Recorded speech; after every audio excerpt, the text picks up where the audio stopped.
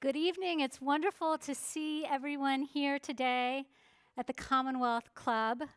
I'm going to gavel us in. We're at the Commonwealth Club of California, the place where you're in the know. The club is online at commonwealthclub.org, as well as Facebook, Twitter, and YouTube. I'm Katie Albright. I'll be your moderator this evening. I'm the Executive Director of Safe and Sound, formerly the San Francisco Child Abuse Prevention Center.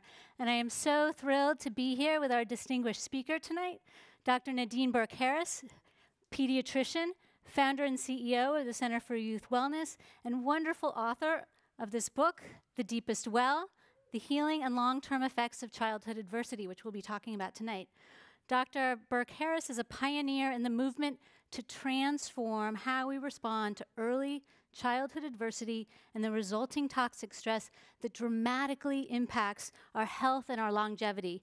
By exploring the science behind childhood adversity, Dr. Burke-Harris is offering a new way to understand the adverse effects that really impact us all throughout our lifetime. As the founder and CEO of the Center for Youth Wellness, she has brought her scientific discoveries and her new approaches to audiences around the country, including the Mayo Clinic, the American Academy of Pediatrics, Google Zeitgeist, Dreamforce, and now all of us here this evening. Her TED Talk, How Childhood Trauma Affects the Health Across a Lifetime, has been viewed by more than 3.5 million times, and her work has been profiled in The New Yorker, in best-selling books, including How Children Succeed by Paul Tough and Hillbilly Elegy by J.D. Vance, both incredible books, and also featured on CNN, Fox News, and the New York Times.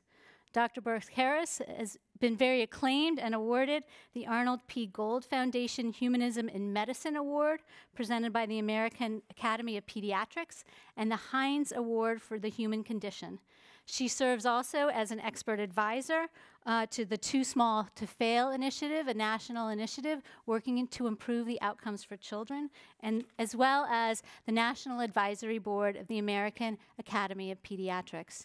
She details her work, which we'll talk about tonight, in her new book, The Deepest Well.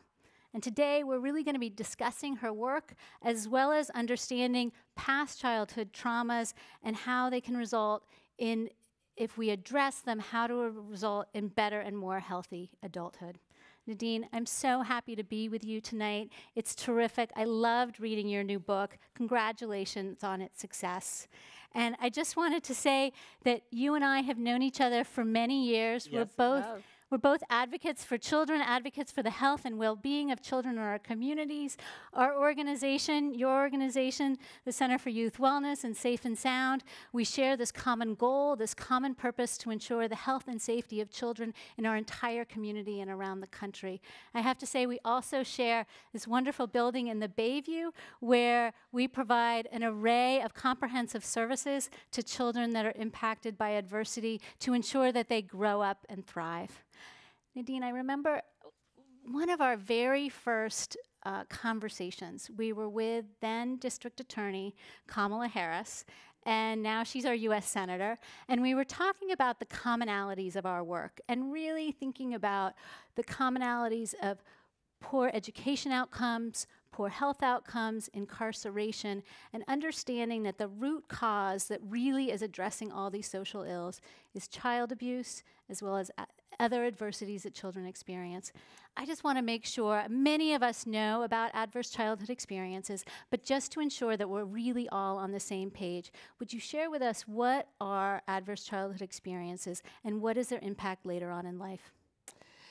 Sure, yes. Well, first of all, thank you. It's so wonderful to be here with you, Katie, especially as we've been for so many years on this journey advocating for children, and especially here in San Francisco. And just to start off, grounding a little bit with, what are adverse childhood experiences? So that term, adverse childhood experiences, actually came from this landmark research study that was done in partnership between the Centers for Disease Control and Prevention, the CDC, and Kaiser Permanente, the healthcare giant. And in this study, what they did was they asked 17,500 adults about their histories of 10 categories of adversities in childhood, including physical, emotional, or sexual abuse, physical or emotional neglect, or growing up in a household where a parent was mentally ill, substance dependent, incarcerated, where there was parental separation or divorce, or domestic violence. And what they found was absolutely striking. There were two things. Number one, these adverse childhood experiences were a lot more common than most of us would presume or that we would guess by looking, right? So 2/3 of their population had at least one of these 10 experiences happen to them in childhood, and 1 in 8 individuals had 4 or more adverse childhood experiences. And, this wasn't a lot of the folks that we might typically think about of being exposed to stressful or traumatic events. This wasn't, folks in a low-income neighborhood. This was a population that was 70% Caucasian, 70% college educated. All of them had private insurance as patients of Kaiser. It was in San Diego. Yes, that's right. This was in Kaiser San Diego.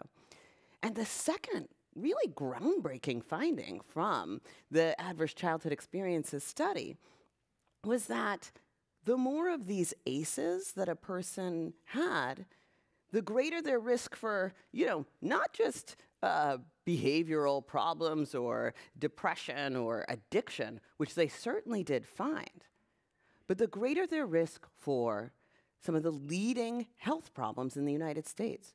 So for folks who had 4 or more of these adverse childhood experiences, their risk for heart disease, the #1 killer in the US, was more than double. For cancer was double. For stroke was 2.5 times. For chronic lung disease, it was almost 4 times. And for the first time, the medical establishment begun to understand that childhood adversity is not just a risk factor for social ills or mental health conditions, but it's also a risk factor for the leading causes of death in the United States.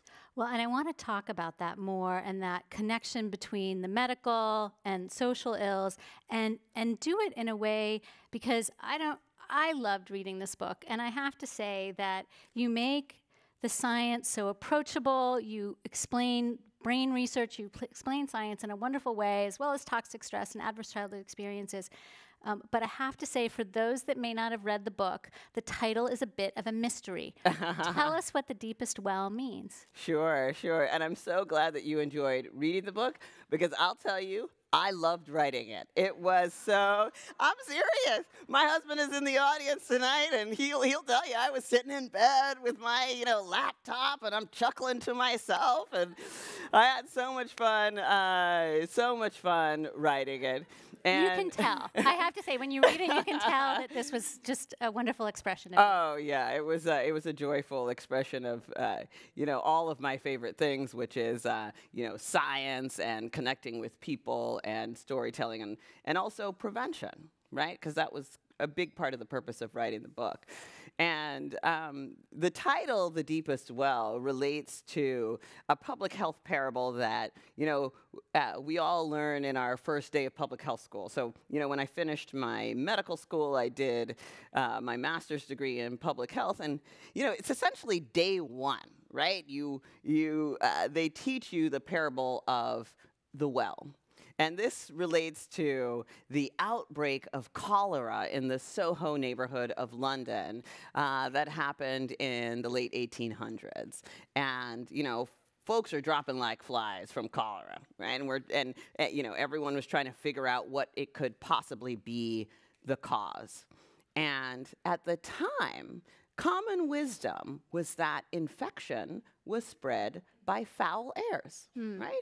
Which made a lot of sense because the more raw sewage that you throw into the water supply, the worse it would smell, right? And the more likely you were to get infected. And similarly, for doctors who were caring for patients, if you had a patient who had a terrible wound, the smell test was an important diagnostic piece of diagnostic information. The worse the wound smelled, right, the more likely the patient was to die.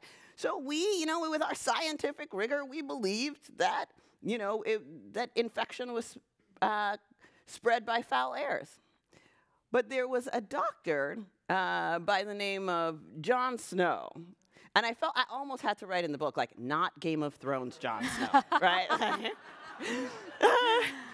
And I was going to say he sounds like he's a public health hero, right? But Jon Snow, what he did was he went around canvassing the neighborhoods. This was, early day, epidemiology, figuring out the cause of this outbreak. And what he found was that all of the families that were affected by cholera, all of the households, had gotten their water from the same water supply, which was a pump on Broad Street. And he convinced and he had been studying, he was a student of Pasteur. Pasteur had just begun putting out these ideas that, actually, I don't think it's foul airs that are causing infection. It might be these crazy things that I'm seeing under my microscope called microbes. And everyone thought it was crazy. It was this weird, someone had this idea of germ theory of disease, right? But when Jon Snow applied that germ theory and put it into practice and said, you know what, I think there's something in this water supply, and I think it could be germs, right? He convinced the public health officials to remove the pump handle from that well, and the cholera outbreak subsided.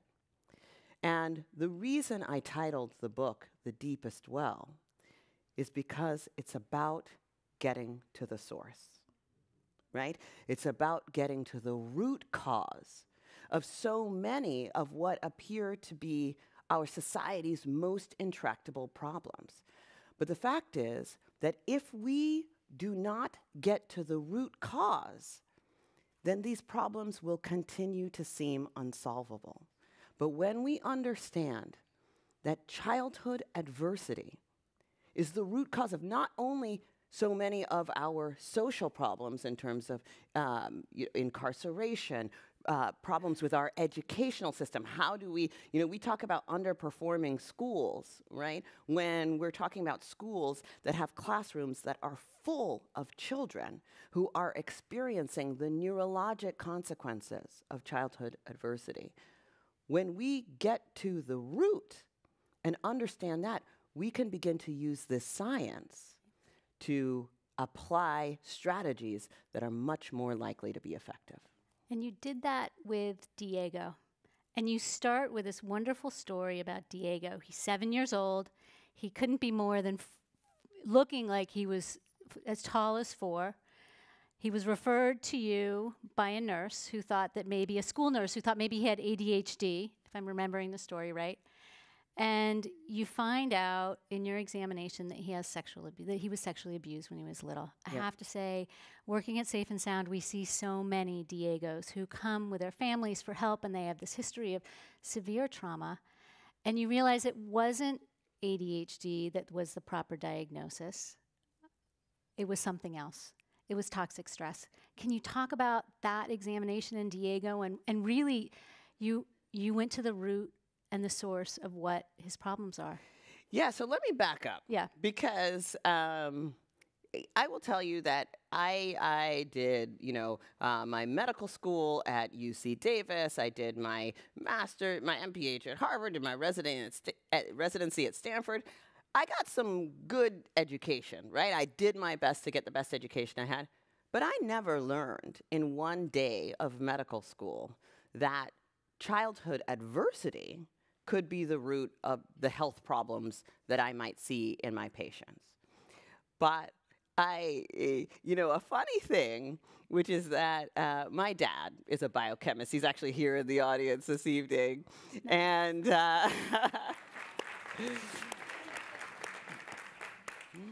My dad's a biochemist, and when we were kids, right? My dad would turn every experience, me and my brother messing around with stuff, throwing paper airplanes at each other, into an opportunity to learn about physics and chemistry and biology. I mean, literally, I had a curry stain on my blouse, and I went to wash it out with, a bar of soap, and the stain turned from a yellow to a bright pink, right? And of course, my dad, oh, curry must be an acid-base indicator, right? Like this is. He was clearly your first science teacher. Yeah. And you must be so proud of your daughter. But what I learned from my dad is that behind every natural phenomenon, there is a biological link. There is a biological mechanism. You just have to look for it. And so when I finished my residency, I came to work for California Pacific Medical Center, and together we opened the Bayview Child Health Center in Bayview Hunters Point with a goal of reducing health disparities in one of our most vulnerable neighborhoods in the city. And over again, I was seeing all of these kids who were being referred to me for lots of different health problems. Some of them were being referred, a lot of them were being referred for ADHD, right? With cases very similar to Diego. But some of them had different symptoms. For example, a patient who was referred to me had terrible asthma, right? And as I was going through asking her mom about the asthma triggers, is it pet dander? Is it cleaning products? Is it pollen? What could it be?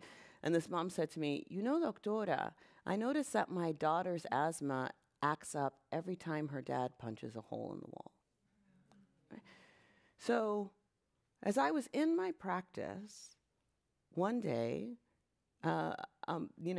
typical day, a mom brings in her son, concerned about possible ADHD. That's what the school nurse told her, that probably he needed medications and to take him to his doctor.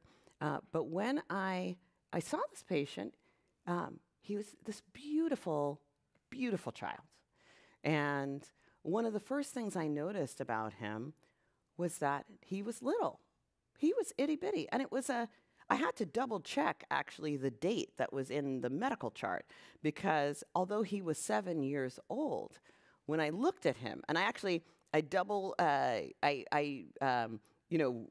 plotted his height and weight again, because even though he was 7 years old, his height was the 50th percentile for a 4-year-old. And but they were there for the ADHD, so, I asked, as I, was doing the history and physical, there were a couple things that I noticed. In addition to the fact that his mom's concerned about behavior, and the fact that he was short, he also had asthma. And he also had eczema, which is, skin inflammation. And as I asked his mom about when his behavioral symptoms started, she became tearful. And I actually had to escort Diego and his sister, to wait with our medical assistant in the waiting room. And when I came back, she told me that he had experienced a sexual assault when he was 4 years old. And the way that normally as doctors we're trained to evaluate these situations is like, okay, so we've got a kid with behavior problems. That's one category, right? And I either need to, standard of care now for what we call, for attention deficit hyperactivity disorder, is to either, the number one treatment is Ritalin, is stimulants, right? And then I have this child who has asthma and eczema, and then I have this child who has growth failure, right? But as I began the evaluation for his growth failure, one of the important diagnostic piece of information is something called a bone age. It's an X-ray of the left wrist to evaluate skeletal maturity. And when I did the bone age on this patient and I got the report back from the radiologist, it said his skeletal maturity was mean for a 4-year-old. And as I was putting the pieces together, I called the endocrinologist and I said, let me ask you something, because in the back of my mind, my dad's teachings that this is all biologically connected, right? There are these mechanisms. And I have a kid who has had this significant trauma when he was 4. And his skeletal maturity is of a 4-year-old. I said, let me ask you, is it possible that this child could have experienced a growth arrest as a result of the trauma? And the endocrinologist that I spoke to said, yes. And that was really what motivated me to go down the path of better understanding, how does this happen? How is it that what our kids experience early in life can have such a profound effect on their health? We've received questions from the audience, so please keep them coming. And your questions just so, to me, touch the fact that you have really struck a chord with all of us. I wanted to ask, why did it take so long, and this is an audience question, the knowledge of ACEs take decades to come out? And knowing what we know now about ACEs for so many years, what was the barrier to bringing this information out to the public? Oh, that is such a wonderful question, and it's something that my team and I at the Center for Youth Wellness think about all the time, which is, what are these barriers? And to be honest, when Dr. Vincent Felitti and Dr. Robert Onda, who were the principal investigators of the study, when they initially published this data, the first reaction that they got from people was, well, this can't be true, because if it were true, we would already know about it. Right? It's a classic for doctors to say that, right? So they went back and redoubled their statistics, and, the CDC did this very rigorous evaluation. And of course, everything was true. And then the other argument that they thought was, okay, well, this makes sense, that people who you have a rough childhood, you're more likely to drink and smoke and do all the things that are going to ruin your health. So this is not, okay, it's significant, but ultimately, isn't this just about bad behavior? And fortunately, in the time since the Adverse Childhood Experiences study was published, a bunch of really smart researchers decided to take that on. Right? And they did the regression analysis to look at to control for the impacts of health-damaging behavior. And it turns out that only accounts for about half of the increased risk. So the good news is that if you have adverse childhood experiences and you don't drink or smoke and you exercise regularly and do all that stuff, you can reduce your risk. But it leaves a tough question, right? Because, I thought this only happened to those people because they had a bad lifestyle. But now what this data is saying, you're telling me that I could be at risk even if I didn't do any of those things? I mean, it's a common misperception, right? Because you think that if you had adverse childhood experiences early, that you would maybe drink or smoke as you grew older, and that would be the way to cope, and that was leading to your long-term health issues. But you're saying that's not the case. That's right. So what we now understand, and this was, to go back to what is the real source, right?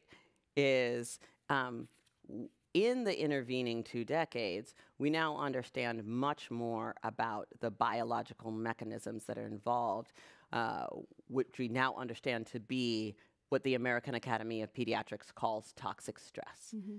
And that is essentially the fact that when we are exposed to scary things, and especially as children, right? This is particularly in childhood. It activates our body's natural fight or flight response. And this is the response that's designed to save our lives, right? We release hormones like adrenaline and cortisol, and they do things like, raise our blood pressure, raise our blood sugar. They, shunt blood to all our big, strong muscles so that we can either, fight the whatever it is, fight the bear, or run from the bear. And a couple of other things happen, too, that I think are really important. One is that if you were to think about fighting a bear, it wouldn't seem like a good idea, would it? And that's why the part of our I brain might flee. yeah, yeah, exactly. The part of our brain that's responsible uh, for our fear center, right? Our fear center actually sends neurons, projections to the part of our brain that's responsible for executive functioning, judgment, impulse control, which is the prefrontal cortex, and turns it way down, right? So that we don't have to have judgment getting in the way of survival, right? And the other thing that happens is that when we activate our stress response, it also activates our immune response, right? Because if you're walking in a forest and there's a bear, you want your immune system to be primed to bring inflammation to stabilize the wound so that you can live long enough to either beat the bear or get away, right? So this is brilliant. It was evolved over millennia to save our lives from a mortal threat. But the problem is what happens when that bear comes home every night. Right. And this biological process is activated over and over and over and over again. And it goes from being adaptive or life-saving to maladaptive or health-damaging. And this biological process is something that we now understand to begin in childhood and can actually continue throughout the lifetime. And that is what leads to the increased risk of heart disease, cancer, stroke, diabetes, Alzheimer's, asthma. Keep going. You talk about toxic stress and the outcomes, the long-term negative health outcomes. But some stress is good, right? Yeah. I mean, at the moment, my palms are sweating, right? So some stress is good. Talk about what is normal stress? What's toxic stress? What's that difference? Yeah, so the American Academy of Pediatrics does a great job in describing, the three types of, and we actually talk about not so much as the stressor, but actually our body's biological stress response, right? So we have what is known as the positive stress response, the tolerable stress response, and the toxic stress response. Positive stress response is, what you and I experienced backstage before we walked up here, right?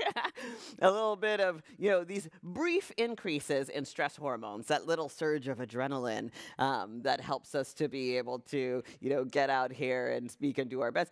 Listen, if we didn't have a little bit of that biological response, we wouldn't prepare, we wouldn't, pay attention, all of that kind of stuff. So that's the positive stress response. And a typical example of something that would induce a positive stress response is like, a tough test at school or, a big sports meet or something like that. Then there's the tolerable stress response where the stressor is more severe, right? And that can lead to a more prolonged change in our biology. And so for children in particular, that can be something like a natural disaster, right? Or the death of a loved one, where there may be some time where that child experiences, for example, developmental regression, maybe they're back to bedwetting, something like that. But with the buffering presence of safe, stable, and nurturing relationships, the body actually comes back to homeostasis. It actually comes back into balance. And these hormones and biological processes don't persist. And we go back to normal. But with toxic stress, the difference is that when children are exposed to severe or prolonged stressors, and they don't have adequate buffering from safe, stable, and nurturing relationships, that leads to long-term changes in our biological systems. And that is what is known as the toxic stress response. And that's what leads to long-term health problems. So you also talk about some of the remedies. Yeah. And that there are 6 really important key pieces. I want to focus on just one, healthy relationships. Talk about all 6, but at Safe and Sound, we are so supportive of families really trying to be, as you talk about, that buffer, that parental buffer, and the importance of that. Yeah. So talk about the 6 components of the remedy, the antidote to toxic stress, and why, from a science perspective, they work, and particularly why it's so important to have that parental buffer. Yeah. Well, let me tell you, the remedies are my favorite part, right? Because, folks, particularly who hear about, this research in this field of work, they're like, oh my goodness, childhood adversity, isn't that so stressful? It's gloom and doom. And I'm just like, oh no, this for me is fundamentally hopeful work. Because again, when we understand the mechanism, right? That's when we get to have fun, mess around, and figure out, like, how do we disrupt these mechanisms? And in the deepest well, I talk about 6 things that as our team scour the literature, and I will say, the reason that I founded the Center for Youth Wellness is that as a pediatrician trying to care for my patients, right? I didn't have any clinical protocols. I didn't have any prescribed treatments or anything like that. All I learned in residency was, you can either refer them to a mental health provider, you can refer them to a social worker, but, if kids are experiencing adversity, it's kind of, hashtag not my job, right? and so the reason I created the Center for Youth Wellness is because I feel like I'm probably not the only pediatrician who doesn't feel like they have adequate information and training about how to address this issue. So our research team at the Center for Youth Wellness literally scoured the literature. We looked at more than 16,000 journal articles. That's how much we love this science, okay? And what we found is that the science, the things that make the biggest difference in the toxic stress response are sleep, exercise, nutrition, mindfulness, mental health, and healthy relationships. And I'll just pick the healthy relationships to unpack a little bit from a scientific standpoint, because the fun part is talking about all of the biological basis for these. But, so when it comes to healthy relationships, right, there's a couple things that happen. Number one, so we know as both of us are moms, right, we know that when we're getting ready to have our babies, right, there's a hormone called oxytocin. And it's a really important hormone for, it's naturally released during childbirth. If you need to augment your labor, the doctors will give you extra oxytocin. And the funny thing about oxytocin, and part of the biological mechanism, is that it's a powerful bonding hormone, right? So when your baby comes out, right, you're looking and you're like, I would take a bullet for you, right? It's this incredible bonding hormone. And the funny thing about oxytocin, right, is that we now understand that it is released during, in healthy relationships with hugs and snuggles and all kinds of, we release oxytocin at each other. My husband is my regular source of oxytocin, right? And oxytocin biologically buffers the fight or flight response. It's actually called the hypothalamic pituitary adrenal axis. And the hormones that activate the fight or flight response are blocked by the release of oxytocin, right? So we literally have the ability to counteract the toxic stress response in each other biologically through healthy relationships. And one of the studies that our team just looked at, in fact, we're getting ready to publish a paper that includes this research. There was a paper, there were some researchers who did a randomized control trial, and they looked at kids who were exposed to maltreatment, right? These were institutionalized kids, and they randomized them to high-quality nurturing relationships or care as usual. And these high-quality nurturing relationships, what they did was they did MRIs on these kids to see what was the difference in their brain development. And when these kids were randomized at age 2, by age 8, the children who had been receiving high-quality nurturing relationships literally had changes in their brain structure measurable on MRI. When we're talking about healing relationships as an antidote to toxic stress, I'm not just talking about it makes you feel better. I am talking about it literally leads to changes in brain structure and function. Which is so incredible. And we see that every day. And so when we see the assessments, but understanding the brain structure, understanding the components that are happening with hormones and the science behind it makes so much sense. So I wanted to ask, and we may all need, this is heavy stuff, so we may all need to take a collective breath and really consider our own stress response system, even just hearing this. So I invite everyone just to take a breath. But let me read another one of the audience's questions, and this may speak to so many of us here. But how should adults who were emotionally neglected as children overcome the voice in their head that says, these people don't know my story, and I don't trust them enough to share it? Basically, this feeling of an inability to engage. How do we talk? How do we help people who, as children, were experiencing significant adverse childhood experiences? Yeah. So there are a couple things. And one of the pieces about the adverse childhood experiences study that I think was really important was that the first thing I mentioned, about 2/3 of folks had experienced at least one adverse childhood experience, right?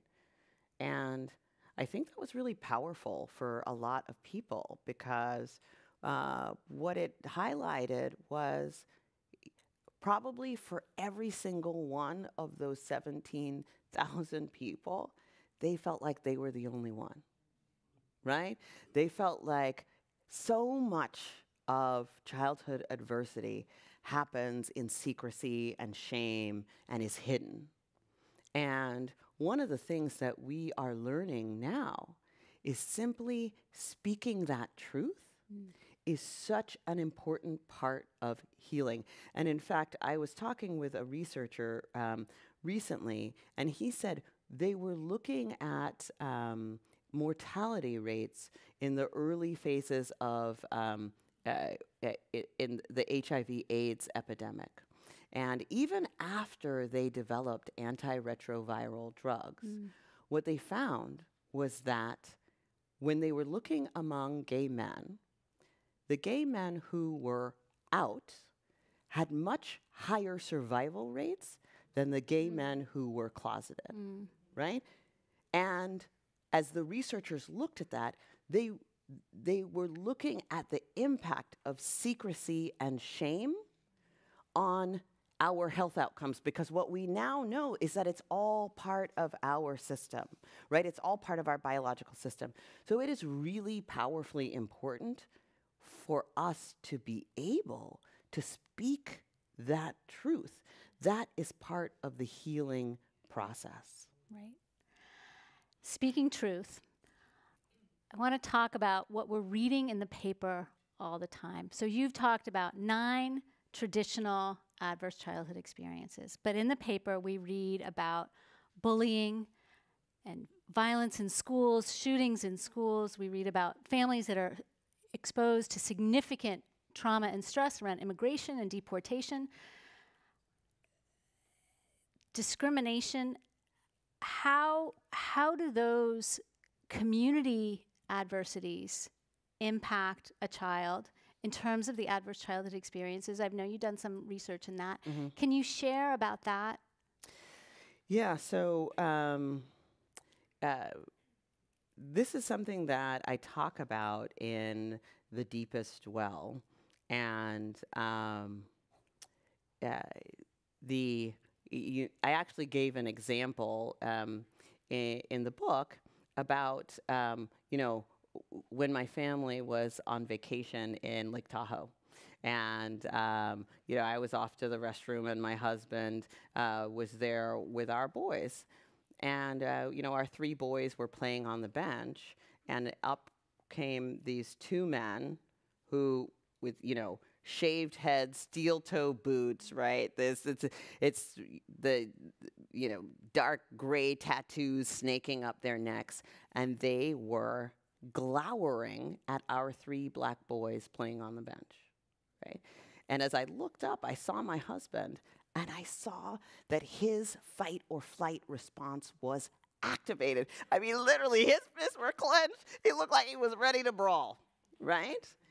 And the thing that I talk about in the book is that although our 3 boys, there were 3 at the time, now 4, although our 3 boys are black, my husband is Caucasian. In fact, my husband is a successful CEO. But when people are faced with threat, it activates a human biological response. And what I saw on that bench in Lake Tahoe is that when you are black in America, you have far more experiences that will activate your natural biological response, right? And when you are, living in a situation where, there are ICE raids going on, right? And so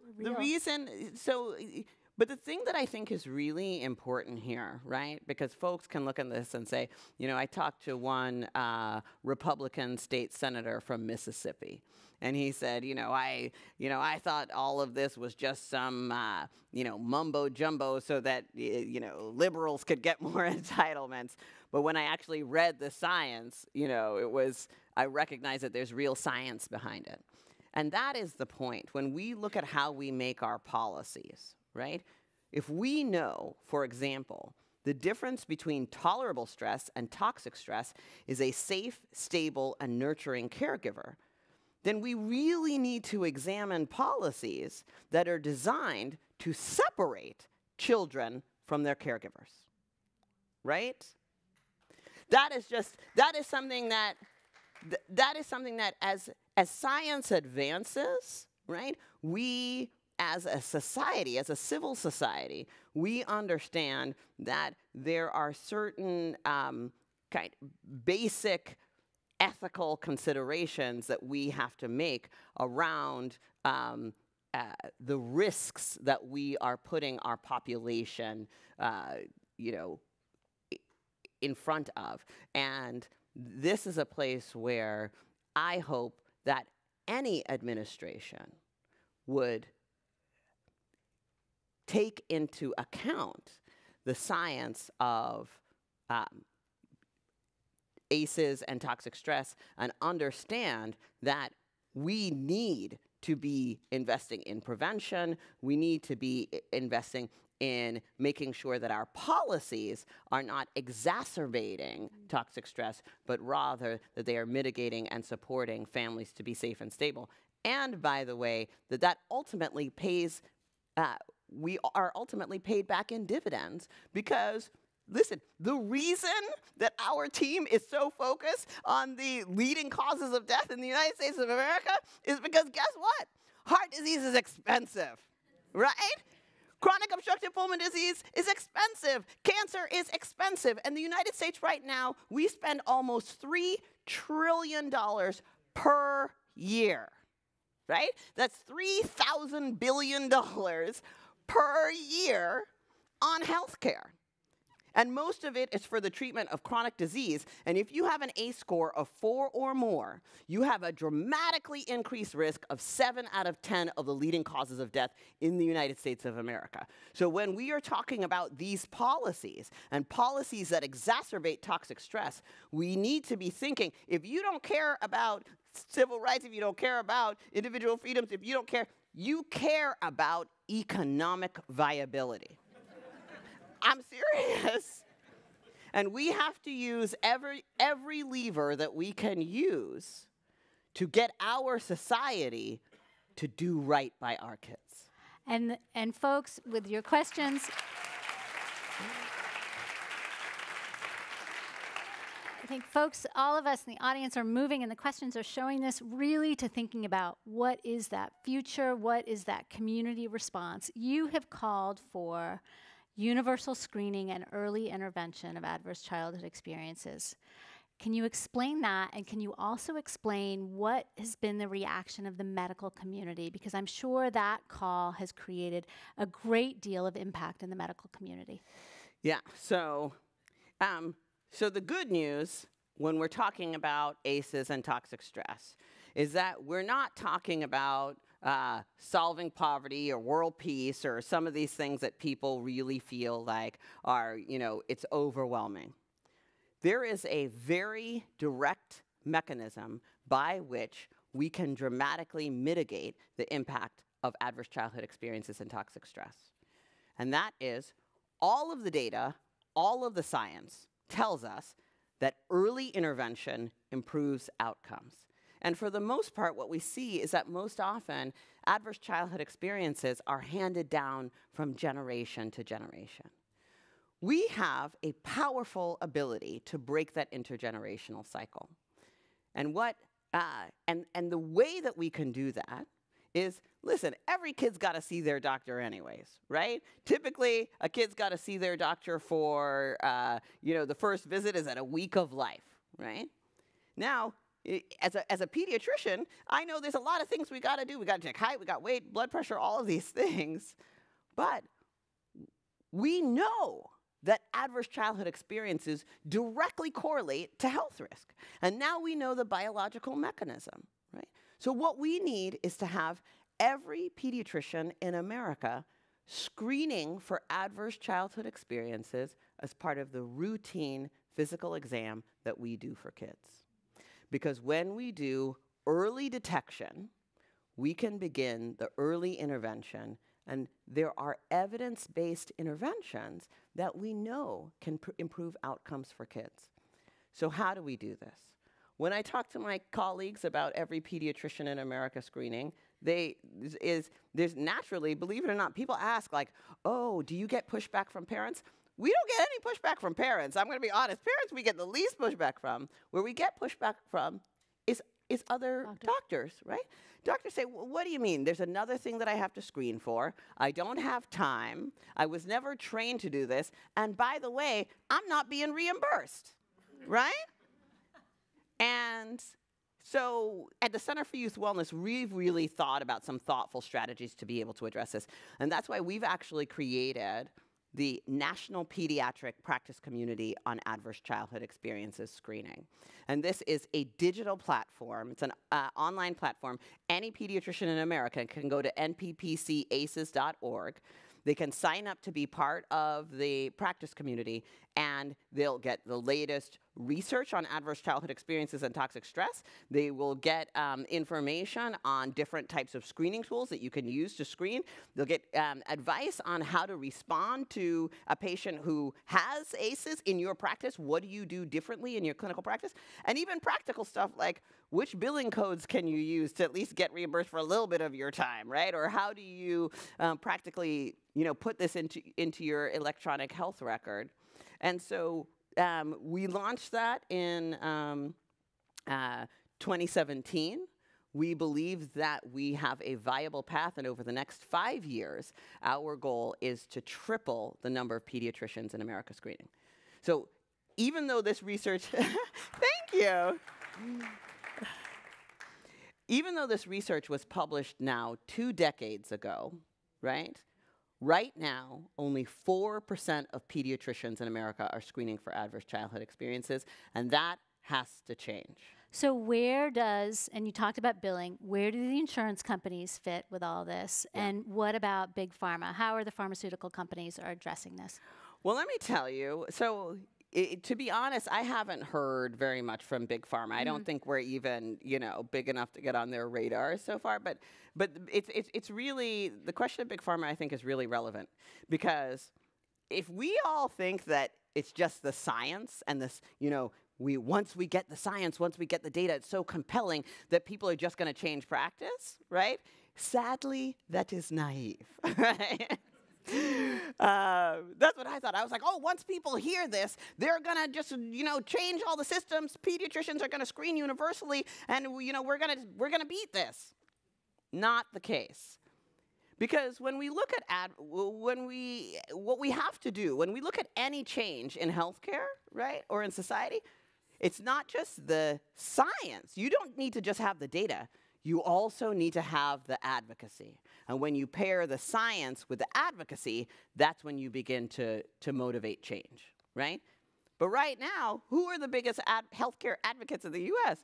Pharma companies, right? Nobody even knew they needed Viagra until they were told by the pharmaceutical companies, right? I'm saying, like, all of a sudden it became this public health crisis. Right? So we don't have big pharma bankrolling this initiative, right? And that's why we need every single person in this room, and for folks listening on the radio, we need all of you, because the advocacy is going to come from us, right? We need to, whatever it is, if you are a parent, you can join the movement. You can talk to your pediatrician, right? Talk to your pediatrician about, hey, do you guys screen for ACEs, or do you know? Have you learned about the ACE science? And if you don't know about it, would you be willing to learn, right? Talk with whatever, if you're in your faith group, your church, your synagogue, whatever it is, begin having these conversations about ACEs. There's a faith group called ACE Overcomers, where they are addressing and talking about ACEs in this faith-based organizations. If you are an advocate or a parent at your kid's school and you're talking about the PTA, hey, how do we make sure that our educational institutions have trauma-informed and trauma-responsive curricula? We're not talking about teachers having to now go and screen for ACEs, right? Like, we can only have one strategy, right? No. But we can leave that to doctors, right? Because whoever does the screening has to follow up on all the results, right? And we already have, within the medical establishment, right, a system that affords legal protection over the privacy of the information that comes out, right? As well as an obligation, both ethical and legal, to act on these findings, right? So if you are a doctor, we do have the right infrastructure to get kids the help that they need, right? But we need advocates, and we need to hold our policymakers responsible. We need to ask our policymakers, what are you doing about ACEs? You want to get my vote? Tell me what you're doing about adverse childhood experiences and toxic stress to ensure the health and well-being of the next generation. I'm going to vote for you, Nadine. And you know what? There's one other piece that I want to say, and I'm always there's one other piece that I want to say, which is that we don't have big pharma dollars bankrolling this work. So we also need to invest in this work as individuals, right? There are so many organizations that are doing excellent work on adverse childhood experiences and toxic stress. And, at the Center for Youth Wellness, we don't get any government dollars, right? Because so far, the government isn't investing in this work, isn't investing in these broad-scale prevention strategies. And if we want to see advancements in the treatment and the care of kids who are experiencing adverse childhood experiences, we need to invest in the folks who are doing this work and advancing the field. Sustainability is so critical and so important in this field. You've talked about the medical system, and this is all about systems and how we're going to create this change. I want to talk about the education system. And an audience member question is, how can we bring this information down to the early childhood education community? I would say the entire K-12, up to higher education. I'm aware that folks are focusing on trauma-informed practice, and you talked about that a little bit, but I'm not convinced that there's a connection to ACEs in this dialogue. So can you talk about what are the changes that are going to have to be made in the education system, or do you see changes that are going to have to be made in the education system to really understand that the youth that we are educating may have significant adverse childhood experiences? Sure. So there is a very, very, very powerful connection between ACEs and educational outcomes, right? And I talked a little bit about underperforming schools, my own introduction to this work, where it's all the parents who were bringing their kids to me saying, you know, I've been told that my child has ADHD and I'm looking for a prescription for Ritalin, right? And the piece that is so important here, and I've spoken to some very, very, very frustrated teachers who are trying to educate children who are who have experienced high doses of adversity. And in our own center, actually, in my clinical practice, one of the first things I did when I learned this research is we did a chart review of our own patients. And we actually did a scientific study and looked at the percentage of our kids who had experienced ACEs and what the effects were on their health. And the two outcomes that This was research with Dr. Victor Carey from Stanford. Right. With Stanford, that's right. Right. And the two outcomes that we looked at were their risk of being overweight or obese, and having learning and behavior problems. And what we found was, yes, 2/3 of our patients had experienced ACEs. 12% of them had 4 or more ACEs, but these weren't adults reporting retrospectively what they had experienced by the time they were 18. The mean age in our study was 8 years old, right? So these kids have a ways to go. But what we found was that our kids with 4 or more ACEs were twice as likely to be overweight or obese, and their risk of having learning or behavior problems in school, 32.6 times as likely to have learning and behavior problems at school than our kids who were also living in Bayview Hunters Point, right? You know, it's same neighborhood, same population, right? Black and brown kids, right? But if they had 4 more ACEs, they were 32.6 times to have learning and behavior problems in school. And I talked to a lot of frustrated teachers who were saying, I'm trying to educate this kid, but he's having all of these problems. And I said to a teacher in Philadelphia, one of the biggest challenges that you're having, right, is that, teachers it's an expected part of their job that they are supposed to deal with behavior problems, right? That's a normal thing. But what we're asking teachers to do, and the reason so many of them are so frustrated, is because these teachers are dealing with a health problem, but they don't know it, and they don't have the resources that we apply to dealing with health problems, right? So if you had a teacher in front of a class, right, and 20 out of the 30 kids had epilepsy, right, and if they were in their seat, no one would be like, so how were your STAR test scores, right? Like, it would just be totally unfair. And that is why, imagine the difference in our society, and particularly in our vulnerable communities and our underperforming schools, if, and this is my idea, so you guys feel free to take it and implement it, right?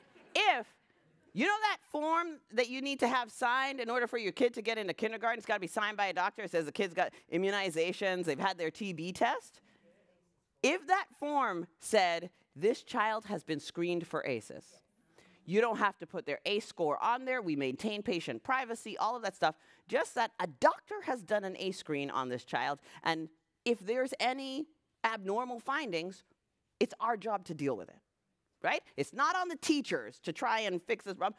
It's our job to deal with it. Imagine if that was required on the kindergarten entry form, and every child by age 4, no later than then, had been screened for ACEs. That is a policy strategy to ensure that, can you imagine the difference if those kids were then being recognized early, getting early intervention that was more likely to be effective, so that we would, these white matter changes that we see in brain structure and function, that teachers are no longer teaching against the neurotoxic effects of toxic stress, but instead their kids were getting early multidisciplinary interventions and had the opportunity to show up in a classroom ready to learn. Thank you so much for that. Call to action. We have a call to action. And you talked about early on that when you were going through medical school, no one was talking about ACEs. And I'll read a member of the audience's questions. 60 Minutes just did a segment, right? Oprah I might stand up and jump on this couch right now. Go ahead. I think we'll all be jumping with you. She did this wonderful segment.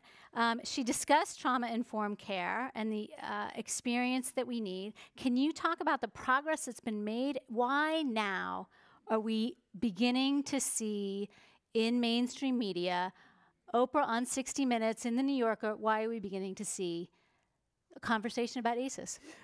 OMG. Well, I will tell you that this increased national awareness is one of the most important things that can be happening around this issue.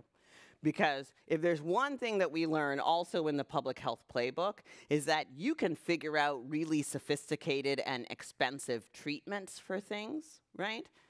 But if you want to change the population level burden of disease, the number one most important thing is raising awareness for the purposes of prevention, right?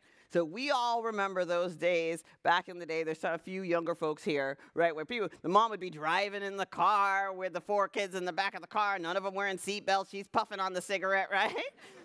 And then we learned, like, oh, secondhand smoke kills, right? And then we had policies like click it or ticket, right? And we had this public health infrastructure for making sure that every person knew what they were supposed to do, right? Every person knew how they could prevent it in their own little ecosystem.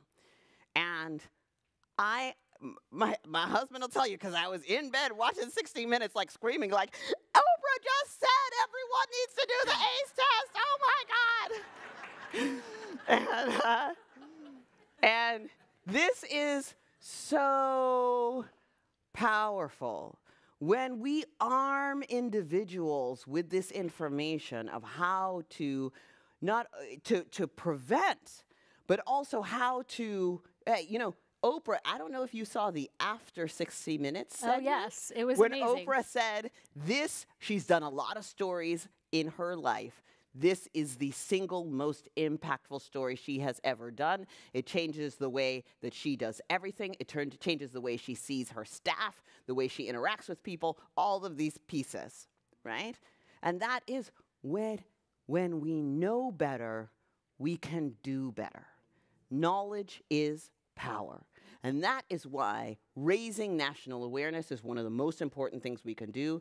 That's why I wrote The Deepest Well. That's why our center, the Center for Youth Wellness, is launching a national public education campaign called Stress Health, where we're sending out these messages to parents and families. We've launched a website. Hey, if you have ACEs, if you're parenting with ACEs, here are some resources for you. If you think your child has toxic stress, here are some of the things to look out for, and here are the things that you can do. It's stress-health.org. Anyone can go to the website.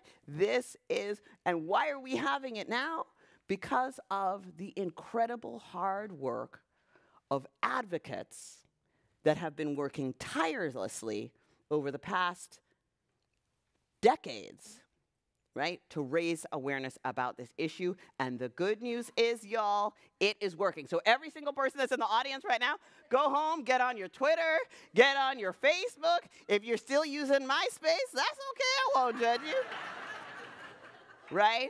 But we need to shout it from the rooftops, because when we raise awareness, we can change the way our society responds to this issue. Thank you so much. And we've reached the end of our program. We have just time for a few closing words, and you probably just said it, but maybe say it again. Clearly, people are passionate. We have amazing questions. We have a sold-out theater. People are watching Oprah. They're jumping up and down on the bed with you. But before we go, tell us how we individually and as a community, as a San Francisco, a Bay Area community, what can we do to advance this work and protect kids? So there are a couple of really important things that every single one of us can do, right? Number one is spreading the word and be part of the solution by raising awareness. Number two, as I mentioned, it's really important that we invest in this work, right? Regardless of whatever capacity, if it's even, 5 cents or whatever it is, making sure that we are enabling this transformative work to happen. But I'm going to tell you all that this is long work, right? And when we're talking about ACEs, we're not just talking about those people, we're talking about us, right? So I encourage the folks who are in this room to do a little pulse check, maybe check your own ACE score. We know that the most important thing that we can do to counteract the effects of toxic stress is safe, stable, and nurturing relationships and environments. And in order for us to be able to do that, we need to make sure that our own stress response is in check, right? And one of the most important ways that we can do that is with self-care, right? We got to take care of ourselves. We have to make sure that as we are going into this work, in order for us to be available to be doing this work over the long haul, right, that we are practicing self-care, we're taking care of ourselves and each other. I want to thank you all. Oh, and get the book, right? Thank you so much for your attention.